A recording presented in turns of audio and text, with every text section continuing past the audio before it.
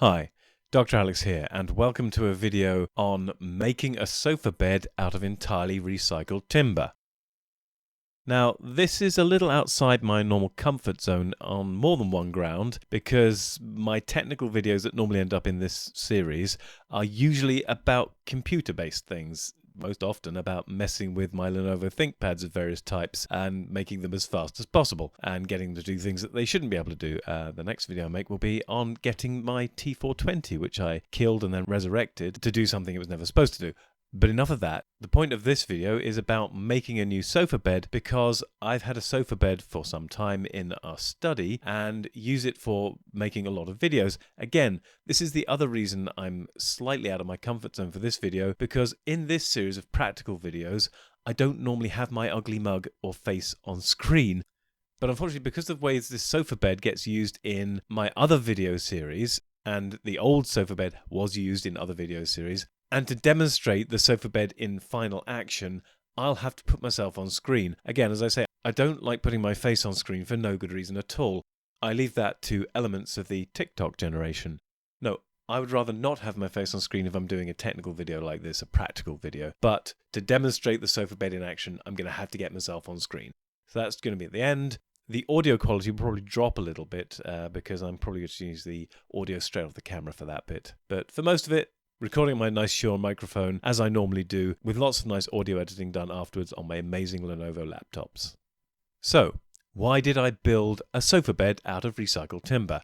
Well, first of all, I needed a better sofa bed. The sofa has been used, as I said, for various series that I've already produced, where I've had to speak to camera, both creative writing-based video series, like The Doctor Season 13 and 14, which is currently in production, have had all the narration and certain character pieces read from the old sofa bed by me and my helpful editor, from, at least in the case of me and the editor, from the sofa bed here. And it's done a fair job, but it's a bit saggy and not very firm, and it takes a lot of fiddling to get it nice and flat, and it's just not ideal. In addition, when folded out as a bed, it is not very comfortable, and it just failed to satisfy both as a sofa and a bed. Hence me deciding to make a sofa bed from scratch, out of recycled timber. Next, you may ask, why make it yourself? Well, this has not been a very expensive project in terms of money anyway. I mean, I've put a bit of time into making this thing, but it did not cost very much. The most expensive item I have bought new, I mean, I had bought things that I owned and used in this in the past, but the one new thing I had to buy to build this sofa bed was a box of 100 screws from Homebase. Shout out to Homebase, thank you for your cheap screws. But they were quite cheap. It was £6.50 for 100 screws, and they have done the job, more than done the job. I have many left over for whatever I do next to them. But the primary resource has been recycled timber from all over London. Now you might think, how is there so much timber spread about over London, ready to pick up from the floor, as it turns out? Well, as always, the property market is quite healthy and vigorous in London, and as a consequence, there are sold signs, let by signs, and other signs from the property market left strewn all over London, usually chucked into hedges or chucked down the back of walls or just chucked into the street. So there are many of these to be had. I would say it took about 20 sold to let signs discarded for me to be able to build the bed, more or less. I may be out by a little bit. You might need to use a few more or a few less if you're a bit more frugal and strategic with your use of wooden 2x2 posts. That's 2" by 2". I never use inches usually because I'm a scientist and we used metric in this country since before I was born. And yet when it comes to the size of the wooden posts, I'm suddenly forced back into imperial units. How weird is that? Anyway, it took about 20 of those gleaned off the streets. Obviously, it took a while to acquire and it took a while to put this together, but that was probably the most labour-intensive part of getting materials to use for the sofa bed. Other things that I had to use, the equipment you'll require, on top of the 20 posts you acquire from the street, are the aforementioned screws, screwdriver, tape measure, my vintage saw, hand saw, very old, works, adjustable wrench, and electric drill. And that is all. So the first part of the sofa bed I put together was the frame for the bed, essentially. So the two sides and the two ends of the very outer part of the bed itself. Once those were in place, the next thing I did, you might find this weird, but this is what I did, is I put the legs on it. The legs actually give a bit of structure and support to the whole rectangular frame, so they were useful for that. Then the next thing I did was start adding in the seat slats, which again you might find an odd thing to do, but it gave extra rigidity to the whole structure while not making it too heavy, because all of the stuff I've said so far I did in the garden, and then I carried the entire sofa bed as it was, with the rectangular frame, the legs, the cross beams on the legs for some bits, and the slats, which form most of the cross beams on the head end legs at least. That bit I carried up then into the study in my second floor flat, which made it easier to carry at least, because then once all the rest of it's added, it gets a lot heavier, but still light enough to move, as you'll find out in my demo. Once the sofa bed was in the study, it was actually complete enough for me to actually lie on the sofa part of it, or sit on the sofa part of it, to test it actually worked properly as a sofa. In fact, I'd kind of done that in the garden before I moved it up. But even with only the frontmost seat slats in place, I could still sit on it, I could still test it, I could even lie on it. And it was very nice to have a sofa where I could lie on it without worrying about the thing sagging into the floor or around me and me disappearing, which the old sofa bed kind of had a tendency to do. I then finished the bed section of the sofa bed entirely. There's even a couple of weird hooks on there for the blue screen to slot into, the original blue screen to slot into when it comes down. That's the thing I'm least satisfied, is those hooks. I might remove them at some point. They do the job, as you can see here. But it turns out, because I've put a new blue screen on the back of the bed section of the sofa bed, I probably don't need to use the old blue screen anymore anyway, probably, because the new blue screen attached to the sofa bed actually does a better job. As I said, some of the reasons for making this sofa bed was to make recording some of the other series I do where my ugly mug is on screen a little bit easier. And this new blue screen at the back of this new sofa bed actually should make some of the filming easier to do. Once the bed section was all in place, as it was, very quickly, because there's only 2 more slats to put in, I then started putting in the slats for the bed itself. When I got to halfway across, I put the central one in first, then I put the leftmost 3 slats into that side to test it, because I wanted to make sure I put the spacing narrow enough that I wouldn't fall through, or anyone else wouldn't fall through the bed. I was a bit worried because I was being slightly wider than the actual slat widths as the gap. So I didn't know if that was going to work or not, so I did 3 on one side only, and then I could lie on it straight away, which, even without the mattress, I could just lie straight on the slats, and I figured out at that point, yeah, the spacing's fine as it is. With the mattress in place, it's even nicer. And then also I ran the mattress down on the 3 slats only.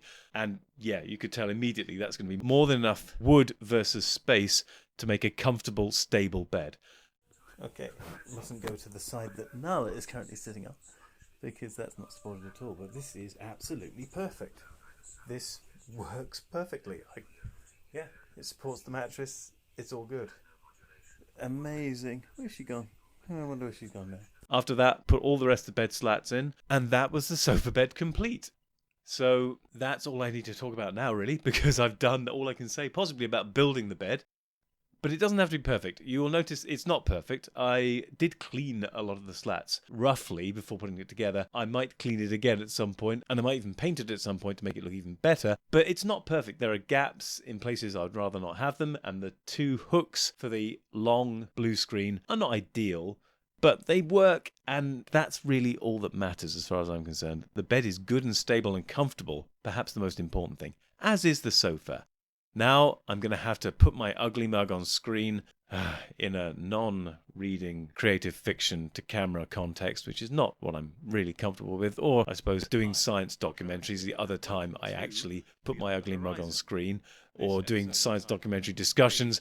But this is one of those times I really would not normally put my face on the screen, because it's a practical video, a technical video if you like, which doesn't require my face, except I'm going to have to demo the bed. So here we go, a drop in audio quality and my ugly mug to boot.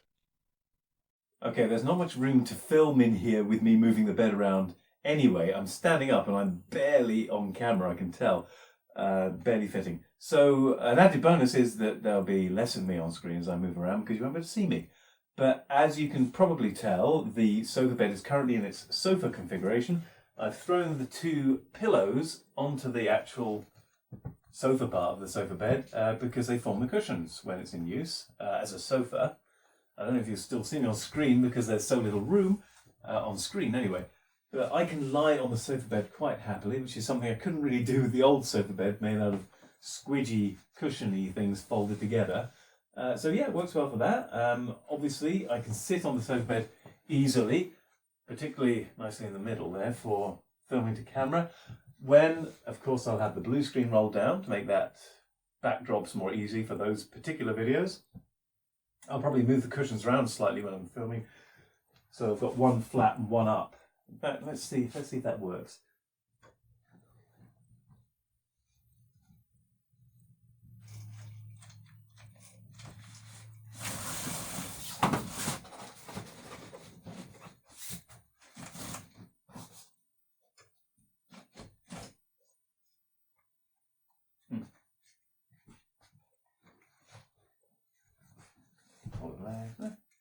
I don't know how much of this you can see, but yeah, I'll probably use it like that. Blue screen behind me. My head's well below the top of the blue screen. That's good. I can sit on this bit, my legs folded, reading as I often do.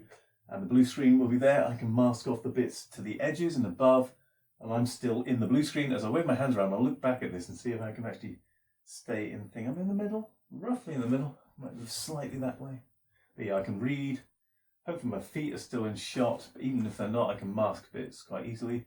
Yeah, that's how it's going to work for filming and talking to camera and having things on screen with weird stuff behind me. Now let's see how turning it from a sofa to a bed works.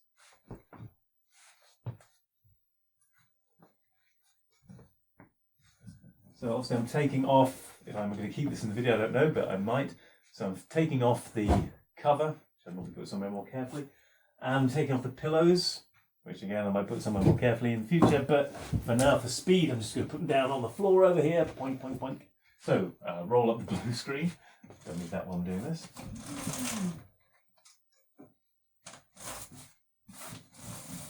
Perfect. Poink. Blue screen rolled up. Okay, so now you can see, I'm well off camera, I'd imagine by now. Hello. Well off camera is probably a good thing. You can see the sofa is ready to fold down. Let's see how we do it. I normally flip the mattress over at some point because this is the nice side and that's what I want to lie on. So I'm going to move this back. There should be enough play now for me to rotate the thing. I might try and keep the mattress in contact as I do it. It doesn't really matter. I can always shuffle it afterwards. At this point, I want to move it away from me a bit. There we go. Give me some more space. Yay! And it's down. Now the sofa mattress on top, which gives me a little bit more space. Okay. Whee! Pull that over. Gonna put that back on in a second.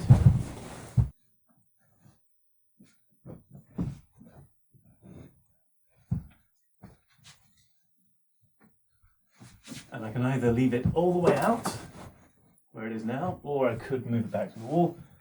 Let's move it back to the wall. Just the hell of it, let's move it back to the wall.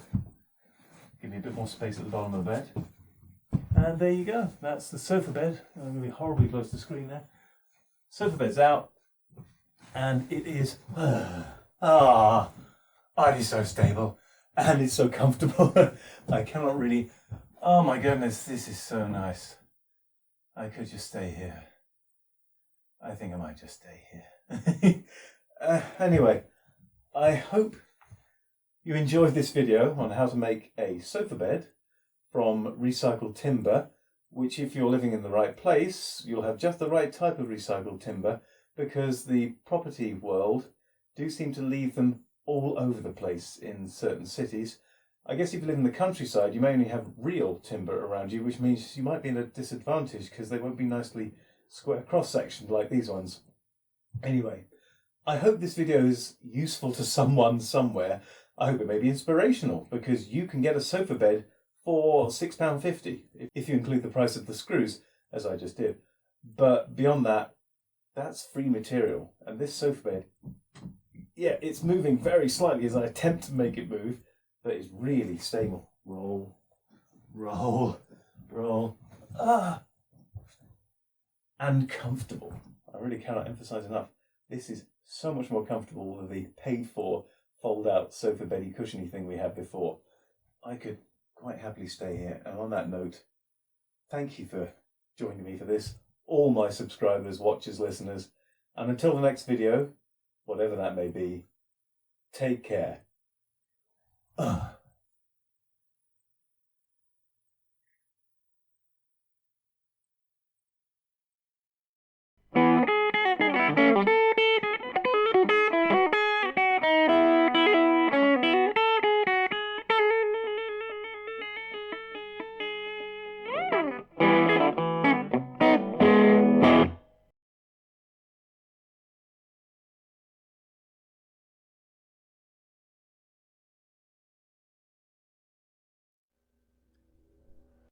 Masters, mistresses, the Doctor requires materials in order to maintain the TARDIS and ensure continued functionality. He similarly requires carbon-based comestibles to sustain his own biological functions and existence.